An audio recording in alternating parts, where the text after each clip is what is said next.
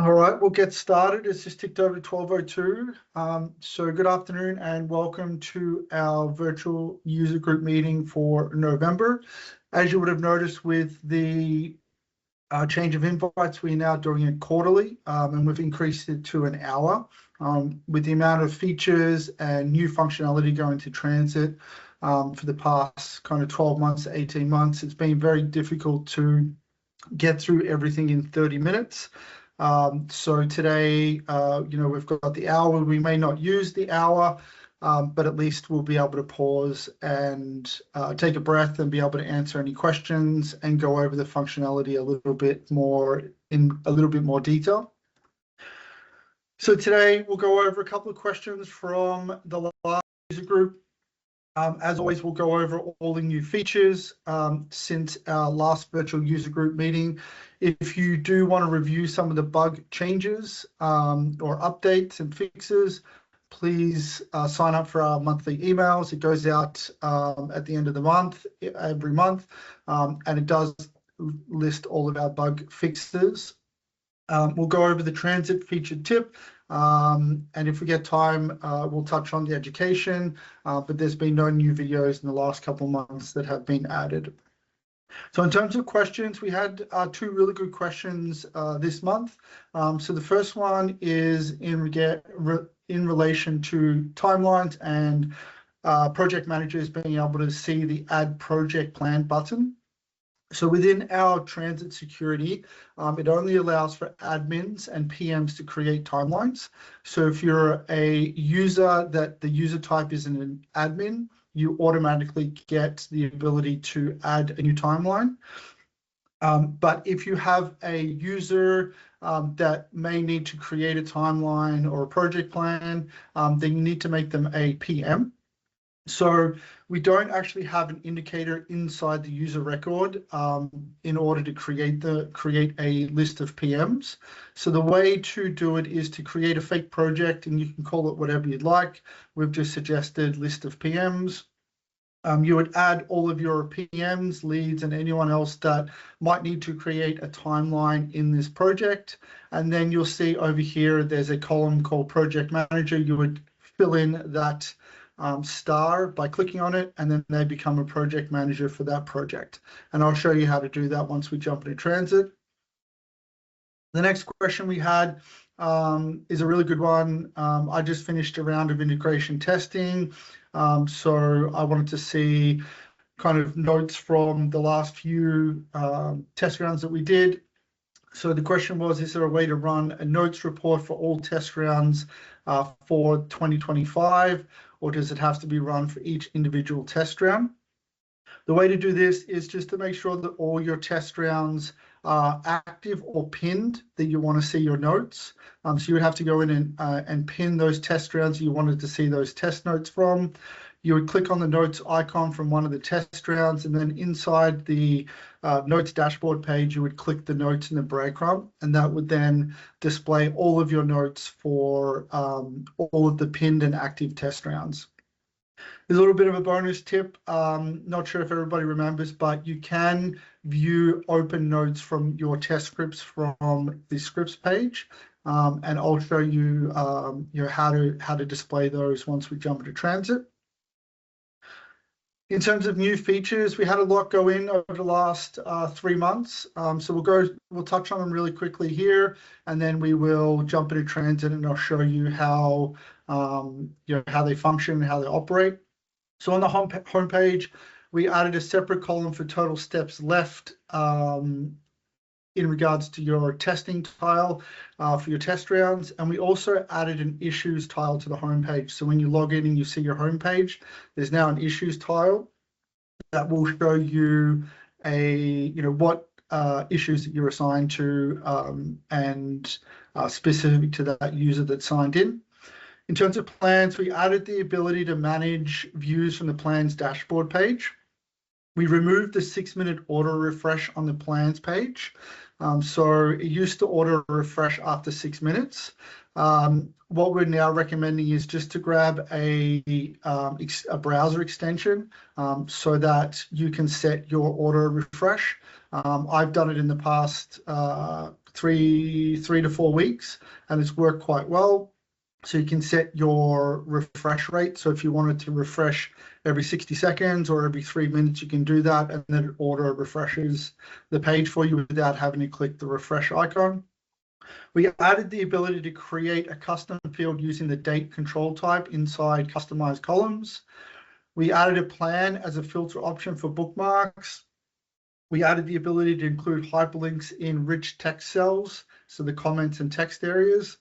We added a preview for the customized columns. So when you're in your customized columns page, you'll see a preview at the bottom. And then we added the ability to auto create custom columns in plans using the import from Excel. And this is a big feature that a lot of our clients have asked for. So now when you have customized columns, you don't have to create them and then load your data in. When you load it into TransIT from a spreadsheet, it will automatically create those customized columns for you, which then in turn saves you a lot of time creating those columns. For timelines, we added the ability to link an existing or new plan to a timeline task. We added the ability to display issue details once an issue is logged. So you can now link or create a new issue from the timeline, and then it will display the bug icon, and we'll be able to see some information about the issue logged. We added a status column. We added the ability to enter start and finish dates, and we also added customized columns timelines. In terms of scripts, we added a position column to scripts where you can hover to display login information. So you can check if there's position logins for that position. And then obviously, if you need to update it, you can. We also added the ability to review test notes from a script, which I mentioned earlier. In terms of the testing page, we added the ability to see position information on the test dashboard. So when the position is displayed on your test dashboard, you can hover over it and you can see who's rostered for that particular position. So you don't have to have your roster page open and your test dashboard page to see who's rostered on for those positions. On the issues, we added the paste from clipboard inside a comment to be a clickable image. So any of those images you see inside a comment on an issue, you can click on it and it will expand and make it bigger. We added project and test round options for our managed views, so you can now filter on those two items. We added the ability to add someone in an issue comment. And we also added teams to manage filters and bulk edit options. Org settings, we added the ability to restrict individual user access to specified projects. So when you click on your individual user record, you can now restrict that user to certain projects. We added teams to individual user records. We added the ability to change email notification templates. So you would be used to getting a no reply from TransIT. Forget what it actually said, but it was no reply from TransIT. You can now modify that and change it specifically to your organization. We added teams to project user access, and we also added the ability to notify upcoming and overdue tasks from Job Scheduler. So that's a big one as well. That was requested by a lot of our clients. User settings, we added settings to follow issues automatically when commenting. And we also added the ability to choose all issues or open issues as a default view on your issue dashboard page. So as a preference for me, I choose all issues, but I know a lot of people like the open issues only. The featured tip, which we'll go over once we jump into TransIT in a minute, we just wanted to let everybody know that you can use or what we call the snip tool. So if you have a workflow in a PDF document or any document, you can actually highlight or snip that, those boxes or those pieces of information, and then you can paste it straight into TransIT, and it will convert those words into task boxes for you inside your workflow. So you can see here, as an example on the right-hand side, it's now converted into different tasks, and then you'll see that it automatically creates the boxes for you and connects them. So it's just another way to save you a little bit of time if you do have some workflows that you're trying to put into TransIT. So I'll pause there and see if anybody has any questions before we dive into the functionality inside of TransIT. Great, and because there's lots to go over today, I may need to pull in a couple of people to make sure that I'm covering everything. So the first one is the first question: why can't my project managers see the added project plan button in timelines? So the way you would create your project is by clicking your organization building icon and come down to projects, and we would click projects, and we would click the add projects icon. You would create your project here, and then you would add your description. I'm just going to pick a different one over here. And then when you go into your users, so if we go here, you'll see here that the project manager column here, you've got ones that aren't filled and then one's green. So Patty's green. So if I wanted to make Angela, Brian, and David project managers, I would just click on them, and you can see that they have the green star here. So that means that when they log in, they will be able to make timelines for that project, so that demo project. Sorry, Trav, that identifies them as a PM, so that gives them the add timeline button. So as long as they are a PM on any project, it will give them the add timeline button. Otherwise, they won't see it. Yep. In terms of test rounds and test notes, so if we click on our testing module, you can see here that we have a whole bunch of test rounds, and we have a couple that are pinned. So if you wanted to pin a test round, you would click your view all test rounds icon in the top right hand corner here, and then you would go through and you would select which ones you wanted to pin. You would right click and you would go to more, and you would go pin to testing page, and that would then pin it to the test rounds page, and then that would include any notes you have for that test round. So if you wanted to do all of 2025, you would have to go through, you can highlight all of these, you can right click and pin to testing page, and then they'll be pinned. And then if you wanted to remove the pin after you finish doing all of your test notes and reviewing them, you would just select the test round, right click, and then go down to remove pin, and it would remove the pin here. So to see the test notes, you would click your test notes icon, and then you can see here that it's only got one note for that test round. If I wanted to see all of the notes, I would click the notes wording link inside the breadcrumb, and you'll see that it'll pull through all of the notes for all of the test rounds that we have pinned on the test rounds page. On the flip side, if you wanted to go into a script and you wanted to see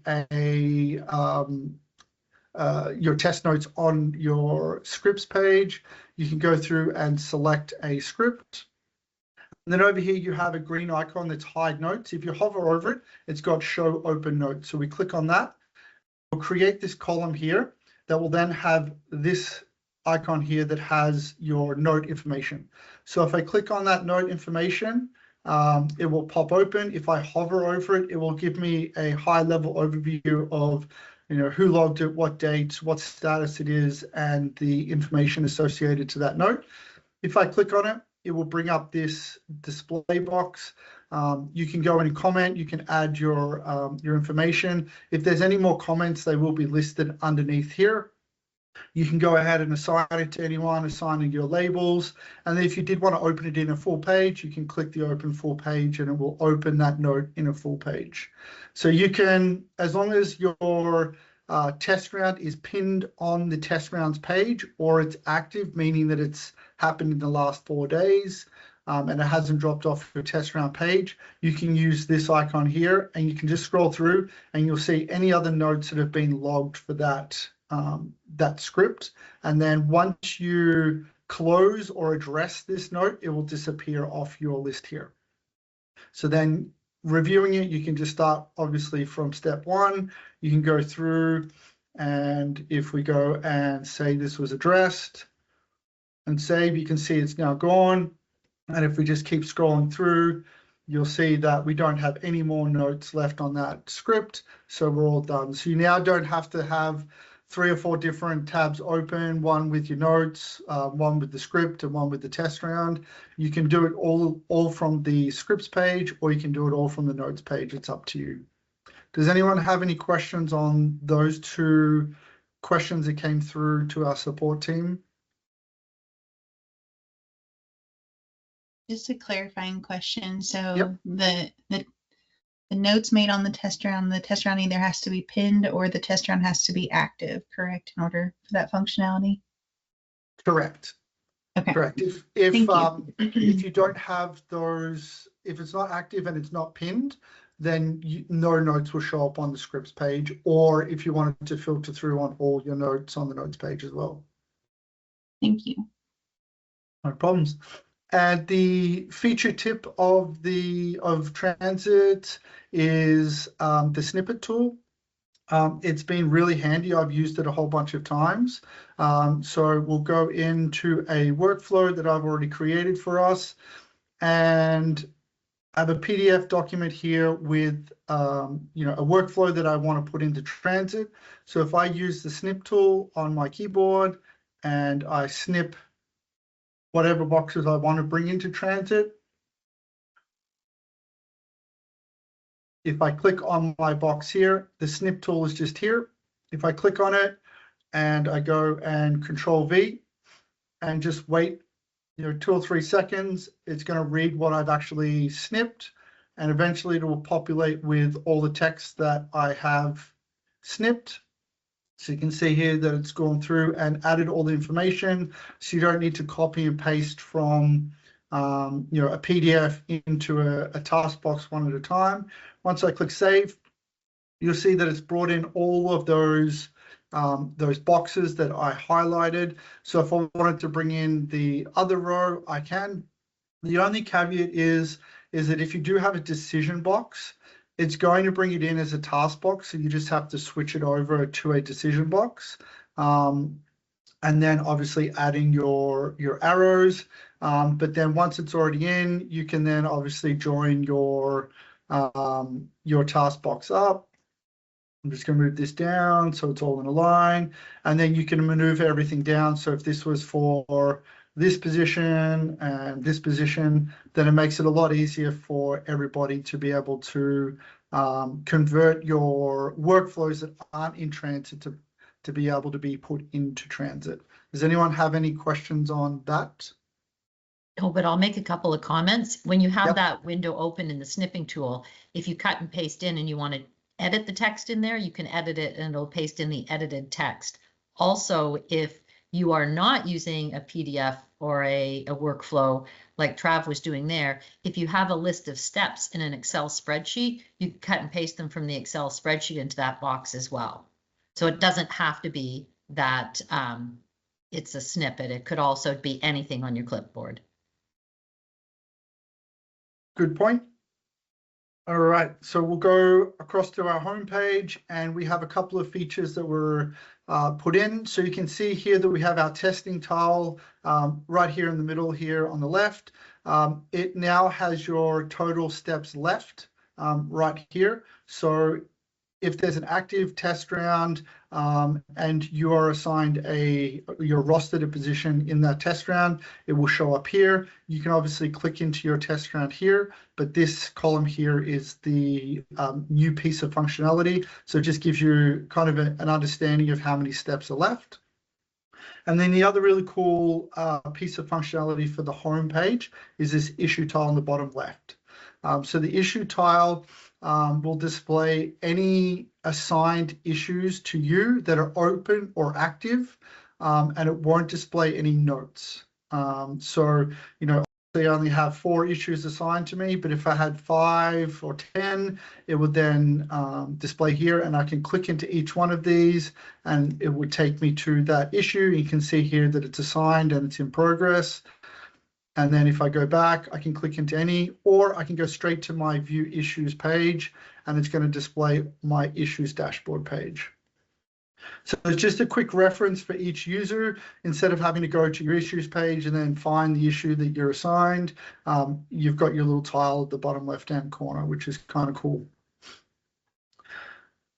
The new piece of functionality for plans, we do have the green icon in the top right-hand corner here, and you can add views, or what we like to call bookmarks. So this was rolled out on the issues dashboard page quite a while ago, and it's now integrated into the plans dashboard page. So if I wanted to go through and make a view, I can click manage views. I can select new or edit. So if I click new, I can give this one a name. And then when I do the filters to include, it now includes plans. So I can select the plans, and then I can select the plans to include. So if I was working on multiple different projects that I wanted to that I wanted to see, I could select those specific plans that are that I'm involved in. And then when I click on, so let's just pick a couple. You could also do exclude selected if you'd like, if I click save. And then you can see here that it now filters through to the 4 plans that I selected. If I wanted to move across to a different view, I can then, change the view and toggle between one view to another. If I want to exclude one of these plans, I could just go to the manage views and then select which one I wanted and click edit. And then I can have full functionality to change whatever the bookmark is. Let's say I wanted to include, a category or progress or labels, I can. If I want to exclude something, I can as well. So that's something that's being used by a lot of our clients. Plans is something that a lot of our clients utilize for a lot of different things. As I mentioned, we removed the 6-minute auto refresh on plans page. I have this browser extension here that pops up, and I can set the refresh rate to whatever I'd like. So if I'm displaying my screen, instead of having to come up here and click refresh all the time, I can then obviously add in my interval rate. There's plenty of extension browsers that you can use. I've just picked whichever one I picked, but you can definitely do that. Yes. The only thing I'll say about that, Travis, is make sure that that's okay with your security team, because the reason we removed it is because it was stopping users from getting logged off. And so if you have a set log off time, your organization has chosen 1 hour or 12 hours or even a day, and if you happen to be on that page, then it's going to keep refreshing. So before you install a browser to stop you from being logged off, make sure it's okay with your security team. Yeah. And the other thing that I learned the hard way the first couple of times I used it, if you are doing anything on the page, so let's say you are editing something on the page and the time limit expires and it's set to refresh, it'll refresh, and then you might lose some of your work. So let's say you're halfway down doing some drop downs, selecting whatever you want to select in your drop downs. If you haven't finished that and it refreshes, then you'll have to start that again. So just keep that in mind. In terms of the custom field date, so if we go into any plan and we right click on our blue header and we go to customize columns and we go to add columns on the top right hand corner, the control type date is now available. So you can now select date along with all the rest of our pieces of information. We also added the ability for hyperlinks in rich text cells, so you can now add your hyperlinks into comments and text areas. We added the ability to auto-create custom columns in a plan. So let's show everyone that, because this is a big change for everybody. So we'll create our plan. So we can fill out our plan as we normally do. Can pick our category, our project. We can select our start and finish times. Now we have this option here where we can do a standard plan, which will fill in all of our standard columns. And then you can start with our standard template, or you can select from a spreadsheet. So selecting from a spreadsheet obviously means an Excel file. The only thing that you have to remember is that you have to remove all of our standard columns from your spreadsheet. If you don't, it will create those standard columns as custom columns. So we'll go ahead and we'll click Save. And then it's asking me to choose an Excel file. So I've got an Excel file just here. So you can see here, I've got some customized columns at the top here, and then I've got some text. So I'm going to import that into my plan, and I'm going to choose the file. And I'm going to click Save. And then it's going to bring me to my customized columns page. The thing that you have to remember when you're importing from Excel and you want to use customized columns, this is the only opportunity you have at the moment to be able to change the control type. So you need to be able to have a little bit of time when you're doing it and not rushing, and you need to go through each of your different customized columns and change the control type. So let's go ahead and change some of these control types for everybody. So if we right click and we click change control type, if we don't want it to be text box, we can change it to whatever control type we'd like. If we wanted to change it to a reference list, we can use a reference list that we currently have, or you can leave it blank and you can create a new reference list yourself.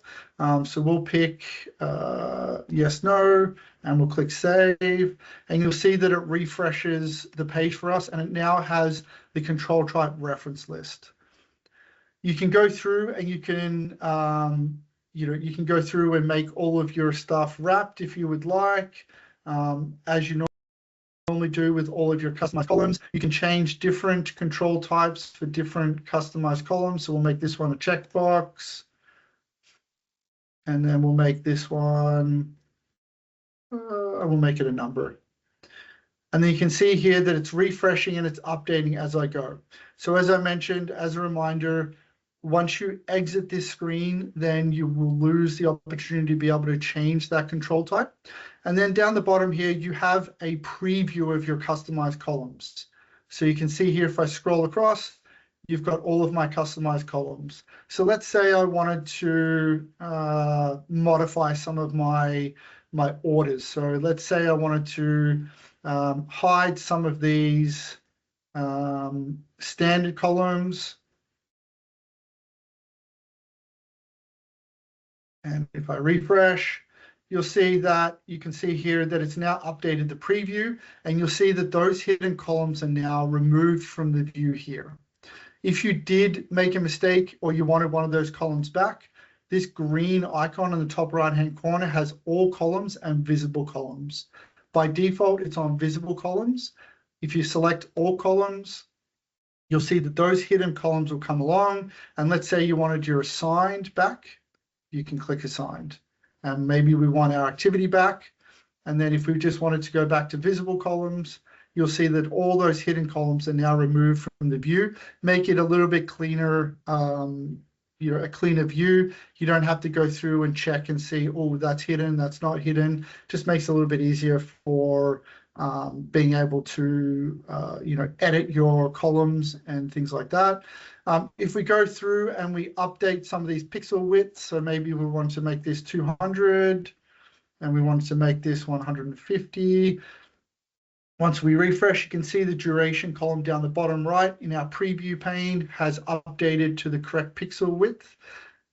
The last thing that I'll probably go over on this customized column page is these arrows now give you the ability to move columns up and down. So let's say I wanted to move,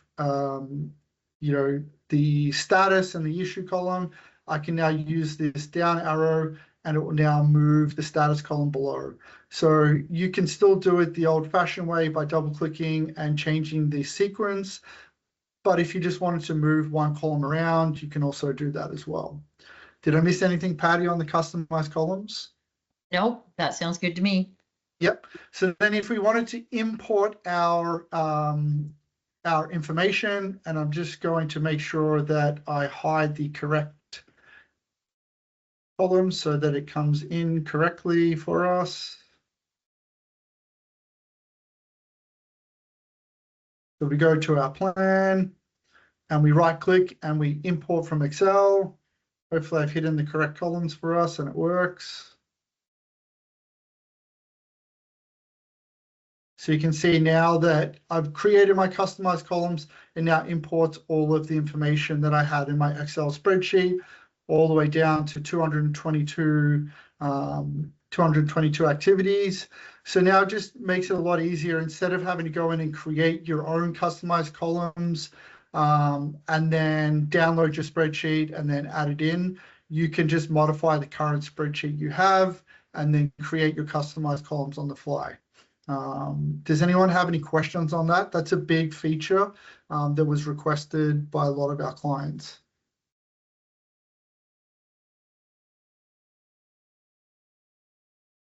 Great, we'll move over to timelines. So inside timelines, we have the ability to link an existing or a new plan. So if I click into a timeline, you'll see here that we have our project plan.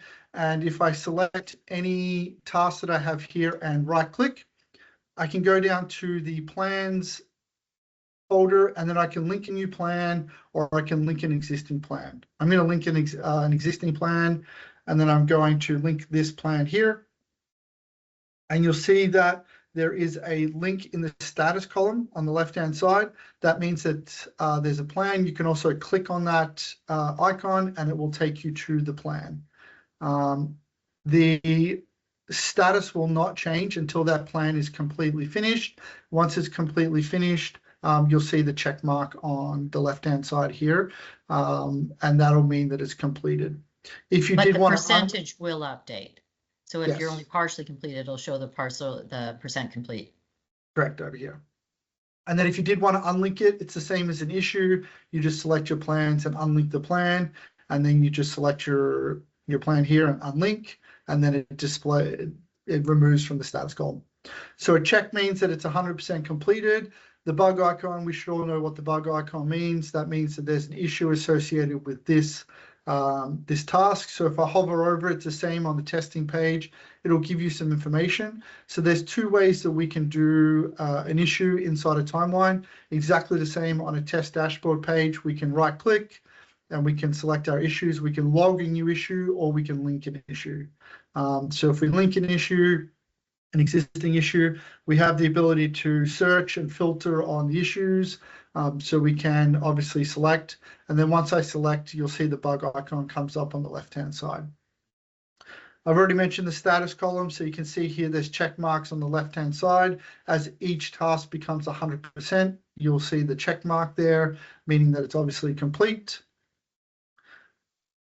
We've also added the ability to enter your start and finish date. So you can now double click and you can now override instead of using the calendar icon. So you can actually type in your start and finish date.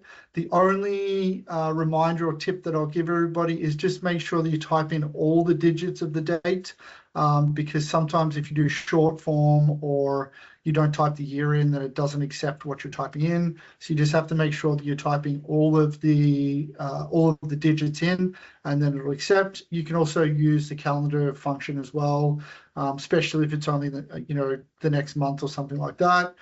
You also have the ability to bulk edit. So if you wanted to say move this out, you can select how many tasks you want by using your shift left click, and you can right click and then go down to bulk edit, and you have the option to shift days by a certain amount of days.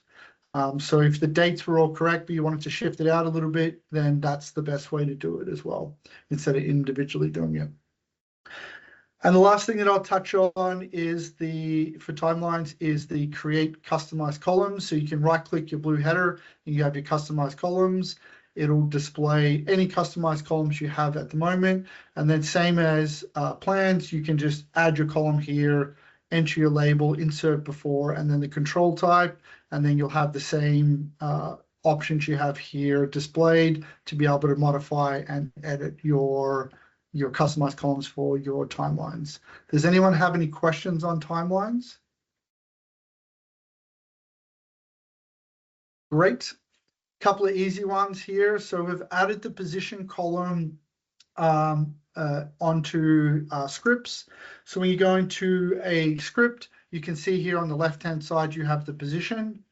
If you hover over that, you can see here that it's got Oracle Health, login, EDRN, and the password center. If I keep scrolling down, bed manager, it's got the bed manager information there on how to log into the application. If I keep scrolling down, it's a lot of EDRN, ED triage, so you can see that it's got a different login. So when people are reviewing their scripts, instead of going into org settings and looking at their position logins, you can simply just hover over here and you can say, okay, maybe I'll try and test that username and password in the application, make sure they're still functioning, or maybe you have a master list that you're cross-referencing. You can do it all from the scripts page.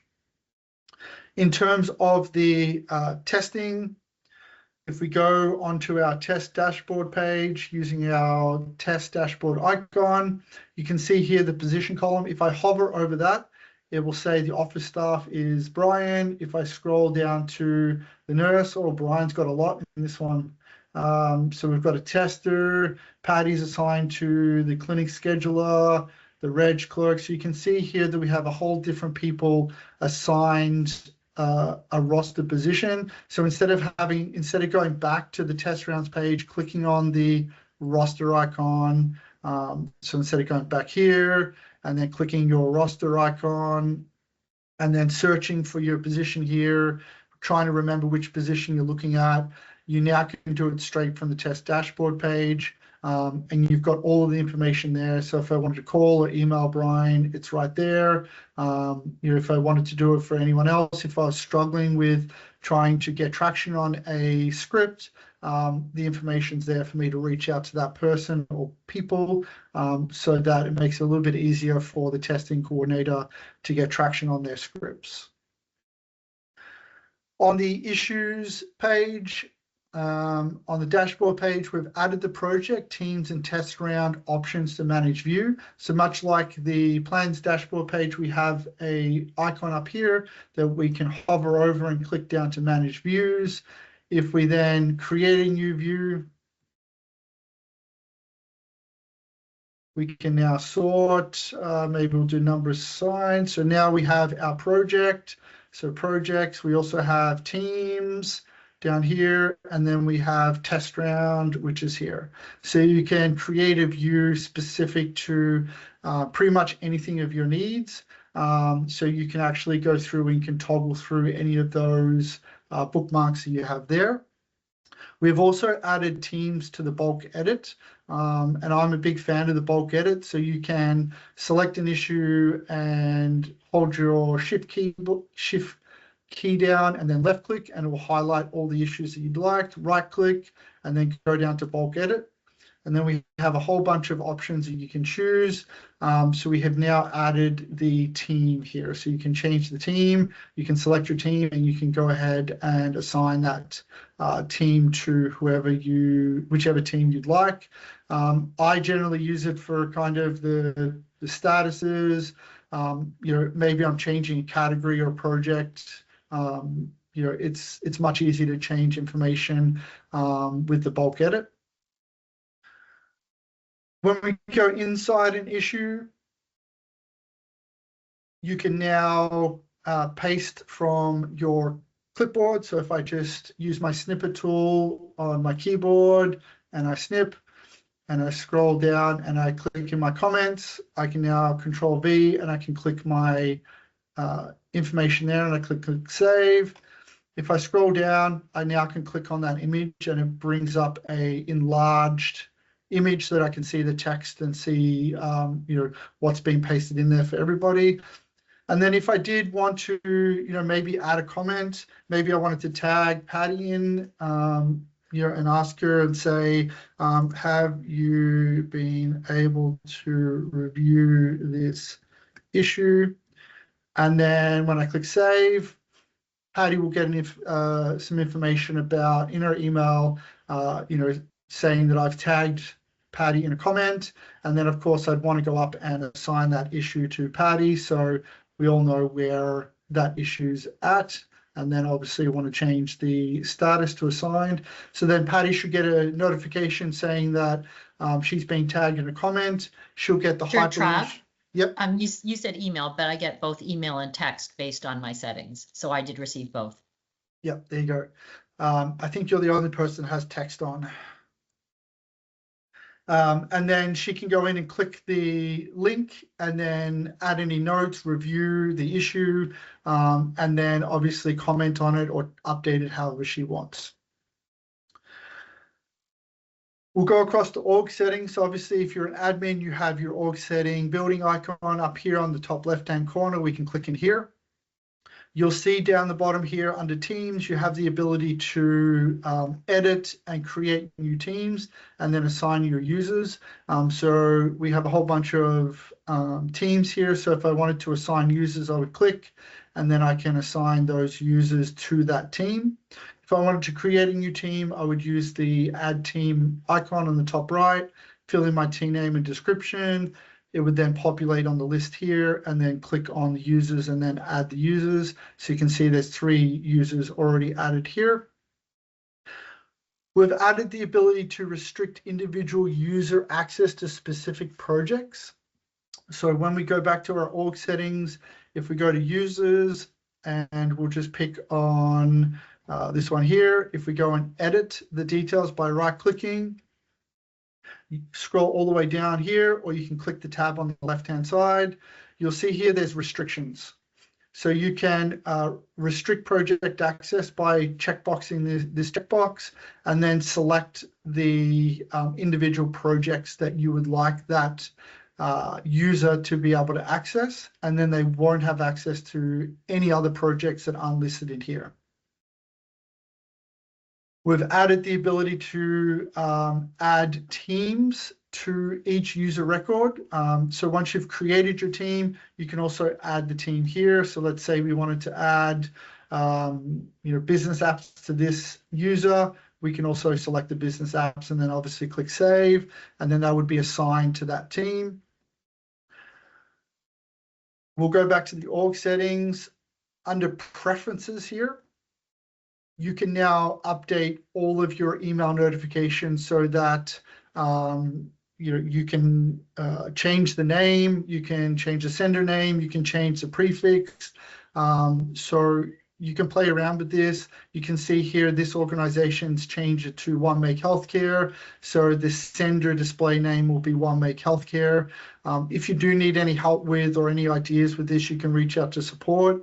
But you can play around with it, and then obviously once the emails start coming through, the notifications, you can check it, and then you can see if that is something that you want to keep going or you want to update it. We have added teams to project user access. So once you go to projects again under your org settings, and you click your project that you wanted to look at the user access, you can see now we have a user tab and a teams tab. So you can assign teams to that project, and then they would have access to that project. Obviously, if you have people assigned to a project, everybody else that isn't assigned to that project will not be able to see it. So if I assigned, as an example, current state to 2 people, then only those 2 people would be able to see that project. So just be a little bit careful when you're playing around with your user access. If you did want to create a project for specific use or specific users, then you would create your project and assign that user access. If we click on our org settings, you'll see here that there's a scheduler dashboard. We click on the scheduler dashboard. This basically replaces the 5 p.m. automatic email notification for any overdue or upcoming activities inside a plan. This is a lot more customizable. So if you wanted to create a new job, you would click new job. You would select your email notification. You would type in your title and then your description, and then the category. At the moment, it's only for plans. We're hoping to expand it to other areas of transit. You would click next. You can add your start and end date. So let's say we wanted to ended in the end of February, and we wanted it daily at, let's say, 5 p.m. And so we have that there. We can also do weekly or monthly. And you also have a custom cron as well. We can click next. You also have some check boxes that you can look at. So by default, you have these 4 selected. You can also add in upcoming start, include activities with upcoming start dates. Upcoming finish, include activities with upcoming finish dates. You can also put notification on successful completion. So you would get an email with a summary of how many emails went out and what plans, notification on failure, and then you can also add in your user that you want to have the email sent for these 2 here. You can add in multiple people. So if we wanted to add in Patty as well, we could, and we hit finish. And you'll see here that this gives you a list of all of your scheduled jobs that you have coming up. So you can see here, this one's active. It's due in 4 hours and 12 minutes. If I did want to pause it, I can. I would just click the 3 dots over here. I can hit run now, edit, pause, or delete. So if I wanted to pause it, I can obviously pause it. If I then wanted to come back on Monday and reactivate it, I can just click resume. If I wanted to edit, I can then go and edit over here, and then I can go through all the steps and edit. If I go across to the history tab on the top left-hand corner here, it'll give me kind of a high-level overview of when things got sent out and if they were successful or not.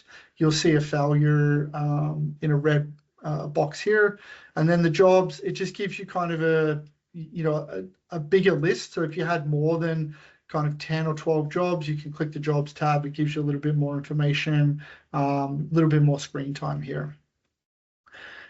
In terms of user settings, we added a setting to follow issues automatically. So if I click my user initial on the top right-hand corner, and I go down to issues on the left-hand side, you can see here that I have automatically follow issues that I comment on.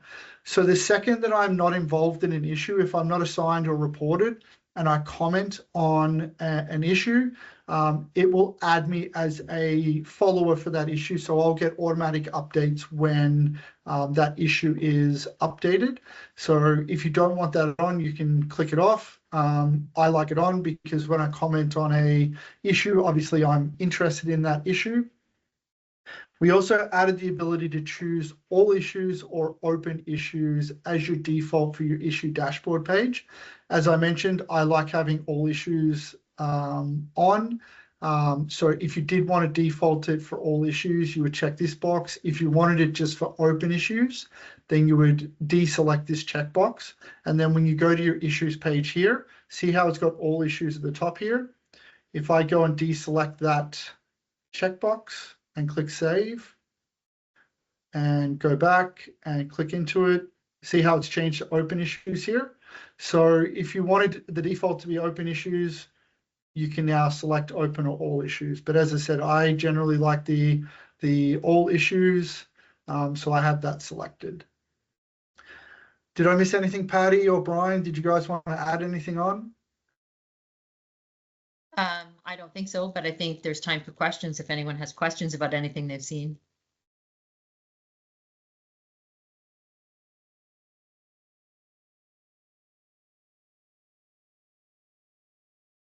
If there's no questions, then we can get 10 minutes back of everybody's time. Thank you, everyone, for joining, and we'll see you in February.